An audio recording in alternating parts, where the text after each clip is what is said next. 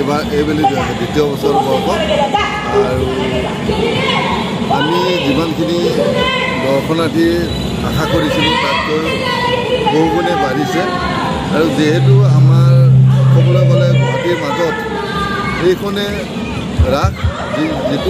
যিখন ৰাসত সকলো চাইডৰ পৰা মানুহখিনি আহি সুন্দৰভাৱে এটা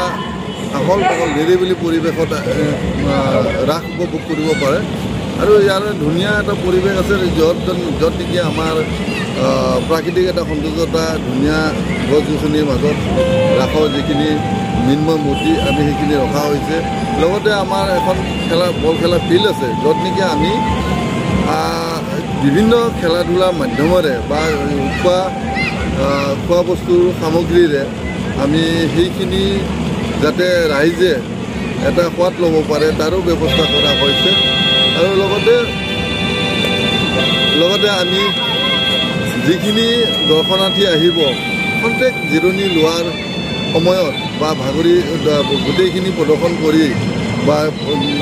চোৱা চিতা হোৱাৰ পিছত এখন্তেক যাতে জিৰণি লয় সেই জিৰণি লোৱাৰ সময়ত যাতে এটা সুন্দৰ এটা দৃশ্য বা এটা নাটক বা নাম কীৰ্তন বা তেনেকুৱা সাংস্কৃতিক অনুষ্ঠান উপভোগ কৰিব পাৰে তাৰো ব্যৱস্থা কৰা হৈছে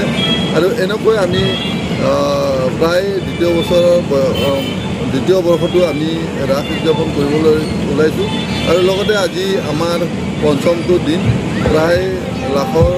ওচৰা ওচৰি মানে কেইদিনীয়া কাৰ্যসূচী আমাৰ 9দিনীয়া কাৰ্যসূচী আৰু 9দিনীয়া কাৰ্যসূচীৰ ভিতৰত আজি পঞ্চমটো দিন আৰু প্ৰায় মানুহৰ আহি আচলতে মানুহ দৰ্শনাৰ্থীখিনিও সুন্দৰভাৱে আজিলৈকে আমাক সহযোগ কৰি আহিছে আৰু এটা শান্তি শৃংখলাবদ্ধৰ মাজত সকলোৱে ৰাসটো দৰ্শন কৰিছে গতিকে আকৌ লগতে আমাৰ এই ৰাস অনুষ্ঠানত আসাম টিভিৰ পৰা আমাৰ যিখিনি কাৰ্যসূচী ৰাইজৰ মাজত প্ৰচাৰ কৰাৰ বাবে